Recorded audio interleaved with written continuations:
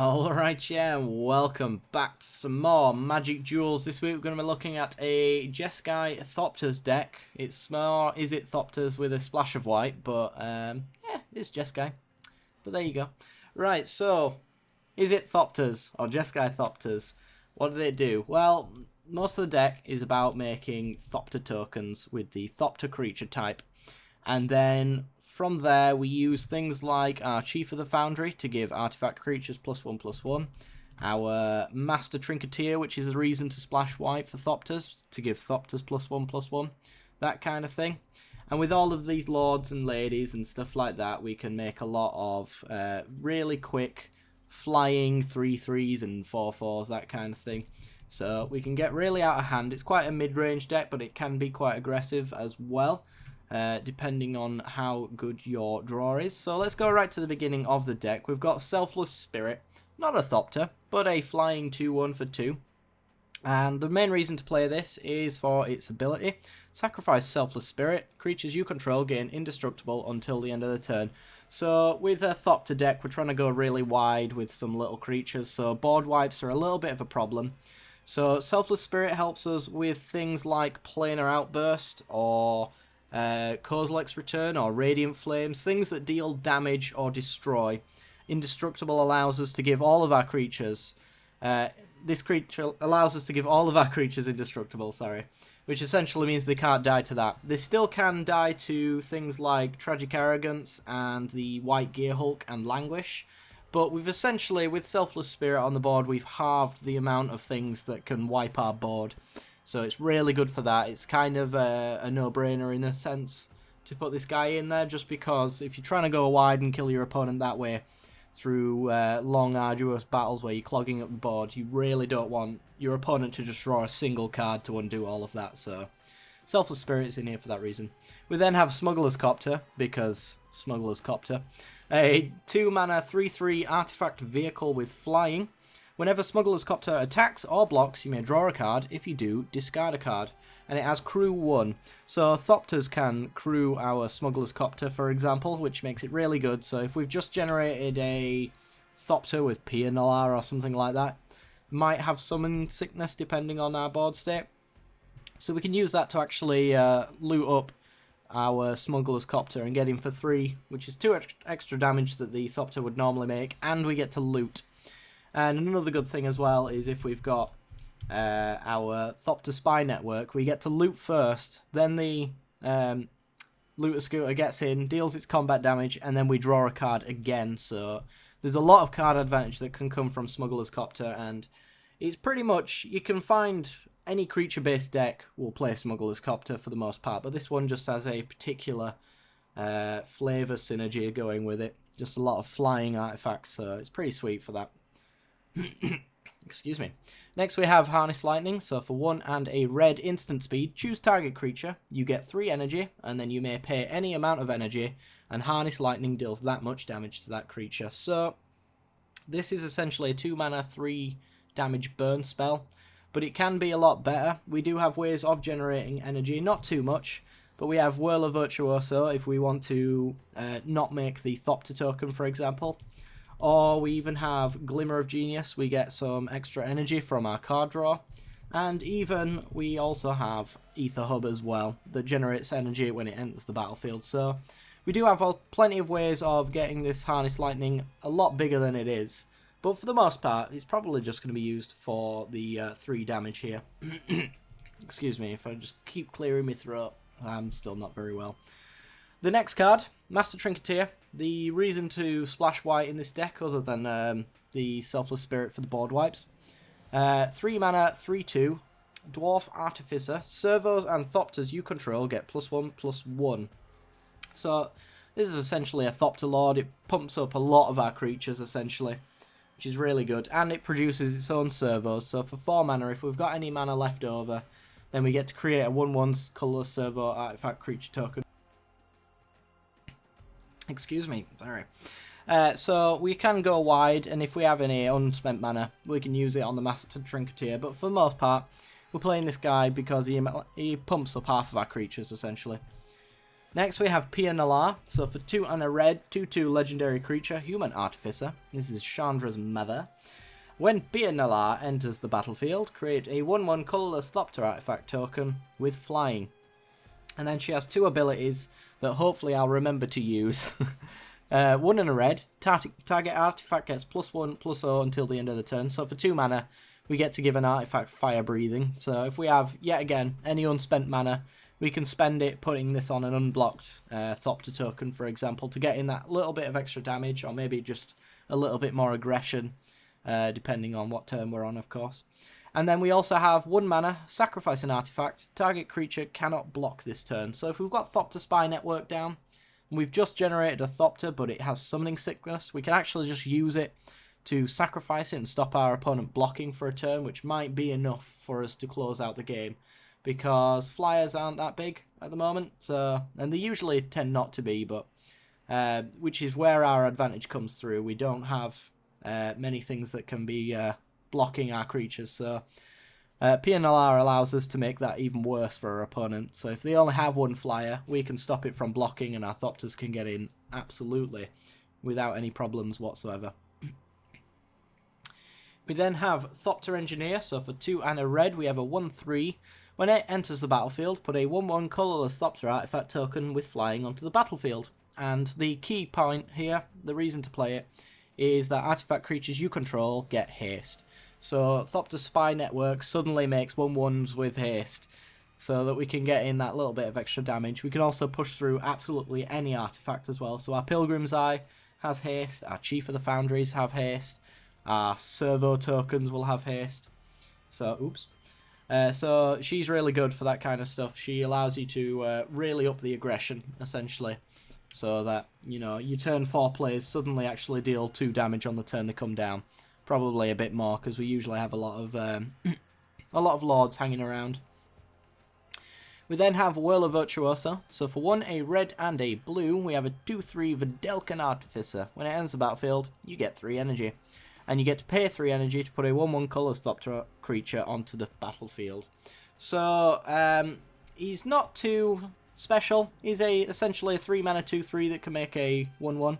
So you can think of him as a 3 mana 3/4, that kind of thing. But if we want to use the energy for other things like our Harness Lightning, then suddenly Harness Lightning deals 6 damage. And if we've run out of energy to use on our Ether Hubs, for example, then suddenly we can refuel the energy and allow our Ether Hubs to produce coloured mana again. So he's really good for that sort of stuff. So he's kind of a mana fixer, kind of an extra little bit of damage dealing for our Harness Lightnings, that kind of thing. But if we actually do want to actually use his ability, we can create Thopters whenever we want.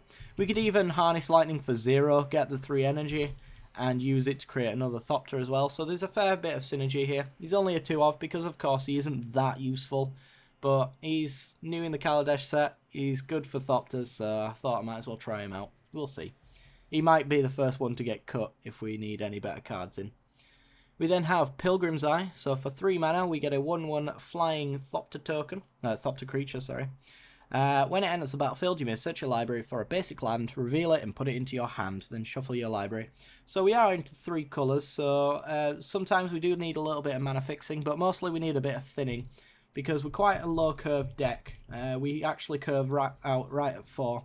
So we're running 23 lands, but we don't really want to be drawing 23 lands. So we do want to be thinning our deck whenever possible. So we have also got our Evolving Wilds to do the same, so that we're drawing into action instead of lands. But also we're only running a 1/of Plains, because we only need a single white source to get our 4 cards that are in white. So turn 3, if we haven't got our white source, Pilgrim's Eye can go find that. Most of our white is actually in our Duels as well, so we'll be able to get them that way as well. So we have more than 1 mana source as well. So if we're playing against mill, white's not suddenly out if they've milled our Plains, for example. And then we have Chief of the Foundry. So for 3 mana, a 2/3 artifact creature. Other artifact creatures you control get +1/+1. So that includes our Thopters, it includes our Pilgrim's Eyes, it includes our Servos and our Smuggler's Copters. It's really good. It speaks for itself, really. It's just a artifact lord, so it's really cool. We then have Gear Upper Ether Grid. So for 2 and a red enchantment, Tap 2 untapped artifacts you control. Gear up a Ether Grid, deals 1 damage to target creature or player.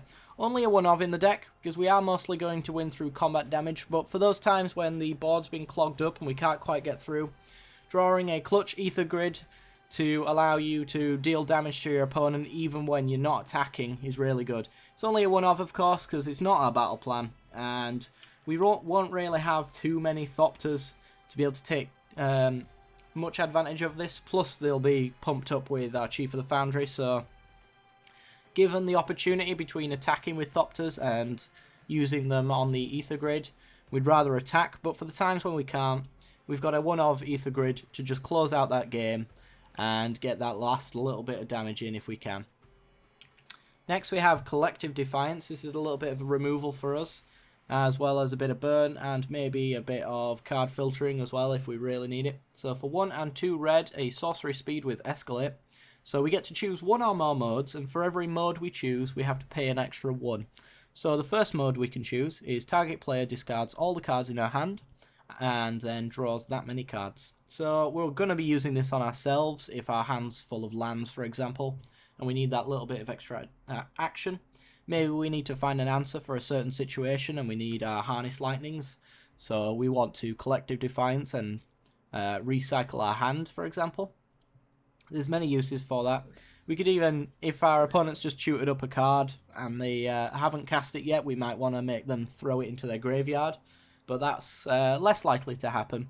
Most of the times you just want to use this first ability on yourself.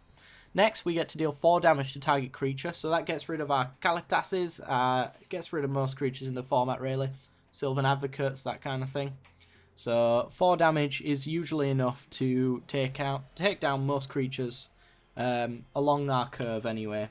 As the games go longer, then you end up getting your Ulamogs and stuff like that, which obviously Collective Defiance will not help with, but 4 damage hits the majority of things we want to hit. Then we've got Collective Defiance deals 3 damage to target opponent. So this is our burn spell essentially.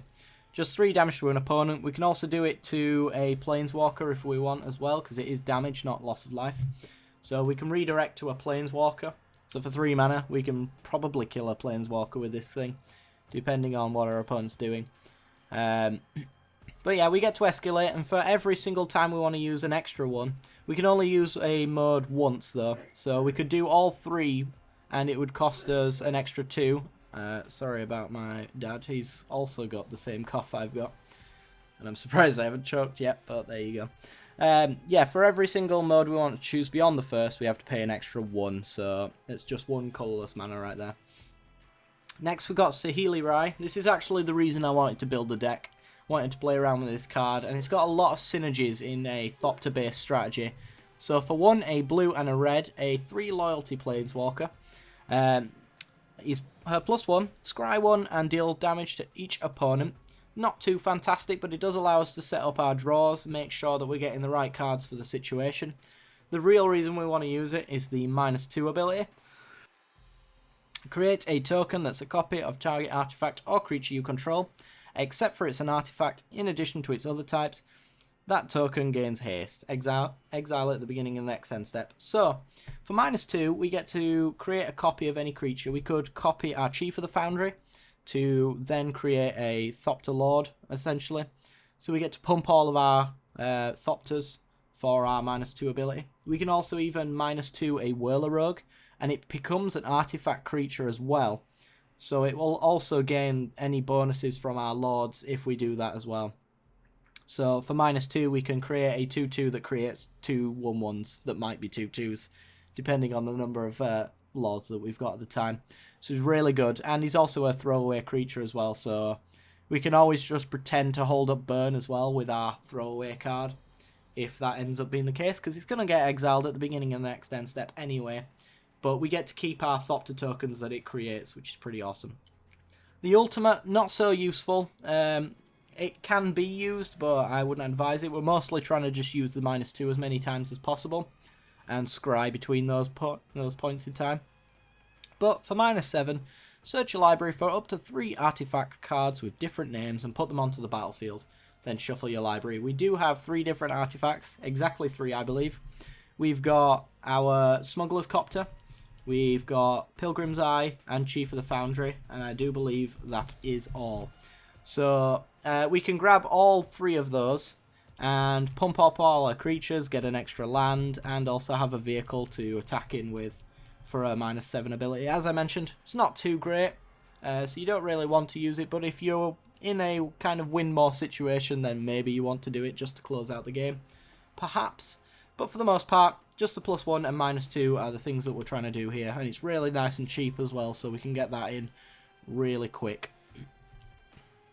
Next we have Padim, Console of Innovation. So for 3 and a blue, 1/4 legendary creature, Vidalcan Artificer. Artifacts you control have hexproof, which means that they can no longer be targeted by your opponent's removal, which is awesome. At the beginning of your upkeep, if you control the artifact with the highest converted mana cost or tied for the highest converted mana cost, then you get to draw a card.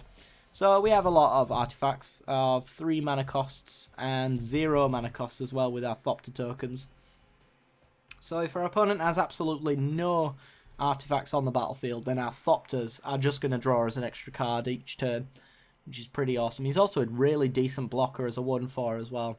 So he can take down servo tokens and block most creatures as well, like Sylvan Advocates in the early game, that kind of stuff. But he's really awesome for just giving you creatures hexproof, which is sweet. Next we have Whirler Rogue, so for 2 and 2 blue, Human Rogue Artificer. Whirler Rogue enters the battlefield, put 2 1/1 colours Thopter artifact creature tokens with flying onto the battlefield, which is pretty sweet. This is pretty much the reason we want to be using this card, is to create more Thopters and go as wide as we can. However, we do have the extra ability of tapping 2 untapped artifacts you control. Target creature cannot be blocked this turn. So we can create a big creature and make it unblockable, just to push through that final little bit of damage. If we only need 3 damage to get through and our opponent's clogged up the board, for example, then we might have a 3/3 creature. Just tap some artifacts, make it unblockable, and swing our way through. It's not going to be too useful. We're mostly using it for the first ability, but it does come in handy fairly often. Oh, excuse me. Next we've got Biankiran Nalar. So for 2 and 2 red, legendary creature 2/2, same as Whirler Rogue. When it enters the battlefield, you get to put 2 1/1 colours Thopter tokens onto the battlefield. However, the different ability, which is far more useful, is for 2 and a red, we get to sacrifice an artifact, and Biankiran Nalar deals 2 damage to target creature or player. Yet again, if the board's clogged up and we can't quite get through, then we'll just start sacking our artifacts and pinging off our opponent's creatures, or even just sending that damage at our opponent, or even their planeswalkers. So we can really make the use of this this secondary ability to finish off the games and also just, you know, clean up the board when we need it to. We then have Thopter Spy Network. Arguably the main reason to play Thopters is this guy right here. So for 2 and 2 blue, enchantment. At the beginning of your upkeep, if you control an artifact, it's pretty much going to be the case unless they've wiped our board, put a 1/1 colourless Thopter artifact creature token with flying onto the battlefield. Whenever 1 or more artifact creatures you control deals combat damage to a player, then we get to draw a card. So suddenly our Thopter tokens are now going to be drawing us cards. Only 1 card. We don't get a card for each Thopter that attacks, but we only need 1 Thopter to get through, so there's a lot of card advantage there. We've got that Thopter Spy Network drawing us cards, we've got Padim drawing us cards for having artifacts, we've got Glimmer of Genius that filters and draws us cards.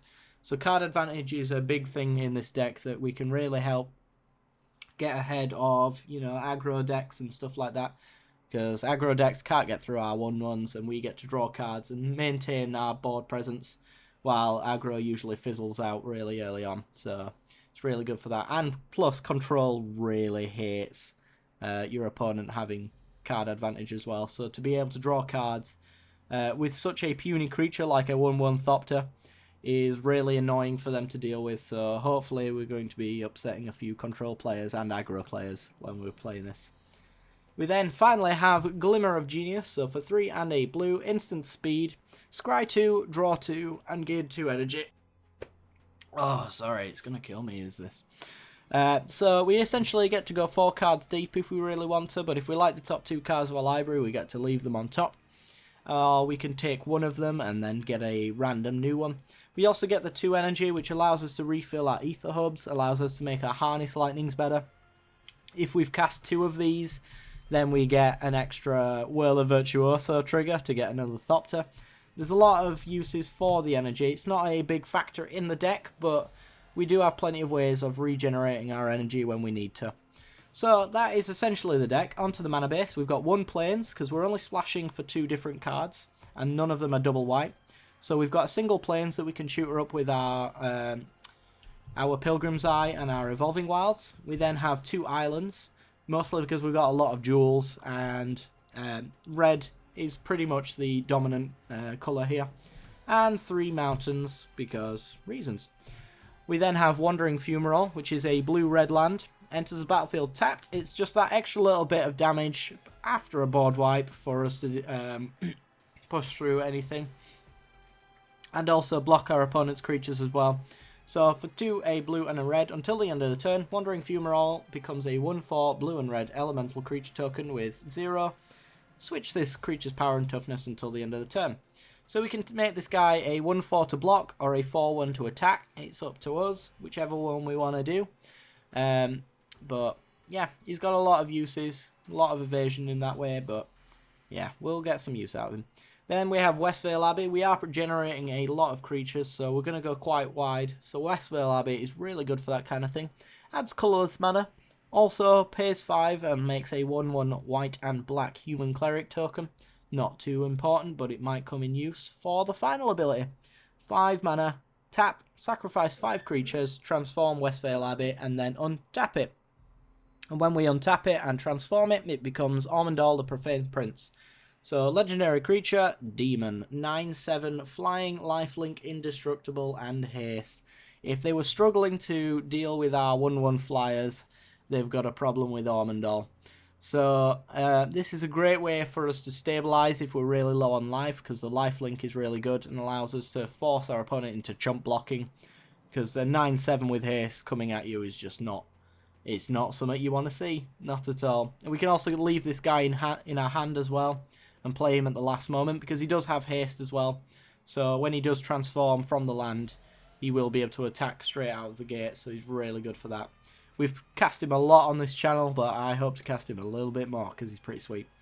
Next we have Clifftop Retreat. So this is a buddy land. Clifftop Retreat enters the battlefield tapped, unless you control a mountain or a plains.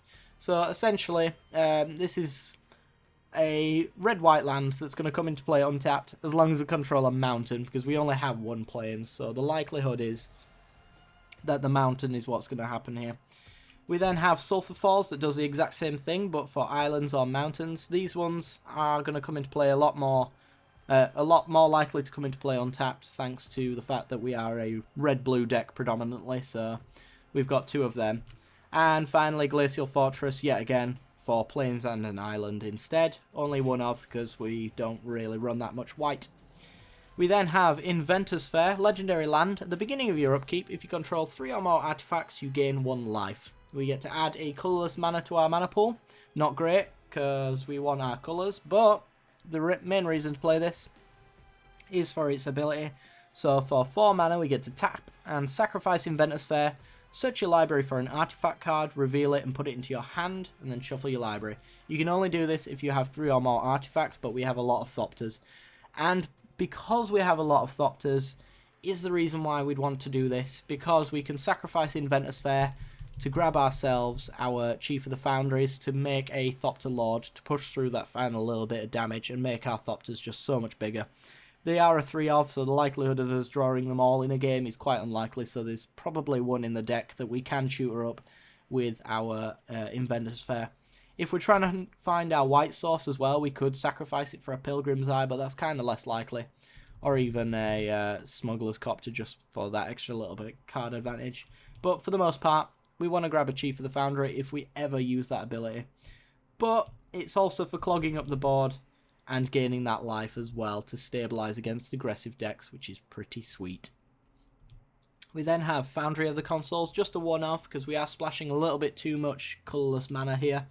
So we only have a 1 of this, but it adds 1 colour to your mana pool. And we can also pay 5 to sacrifice it and put 2 1/1 Thopter tokens onto the battlefield. Speaks for itself really, just make some Thopters. In the late game, after our opponents wipe the board, we could sack this and get some more creatures back to keep that pressure up. And also these probably won't be 1/1s, they'll be like 2/2s or 3/3s, that kind of thing, which is pretty sweet. Then we have Ether Hub. We've spoken about this before. When it ends the battlefield, you gain an energy. It adds colourless, however, you can pay an energy to add 1 mana of any colour to your mana pool. So this allows us to really make our 3-coloured mana base work like wonders. And yet again, we have our Glimmer of Geniuses, our Whirl of Virtuosos, and our Harness Lightnings to regenerate that energy when we really need to activate our Ether Hubs just yet again. Finally, we have Evolving Wilds, because we don't want to be drawing 23 lands. We've got quite a low curve in our deck. Once we've got 4 mana, we really don't want to be seeing too many more lands at that point. So Evolving Wilds allows us to do that. It also allows us to grab our white source early in the game as well, our Singular Plains. It allows us to grab any of these basics, so we can really set up our mana to fit our hand and also reduce the odds of us drawing a new land. I think it only reduces the odds of drawing a land by 2%, but in a game with a fair amount of RNG, that's really good for us. Anyway guys, that is going to do it for the deck. Be sure to leave a like if you like the idea of the deck, and stay tuned for the matches that should be following very shortly after this one. Be sure to subscribe for more Magic Duels content in the future, as well as other stuff, and if you're not sure what that is, then stay for the end card, see the rest of it, and I will see you next time. Bye bye.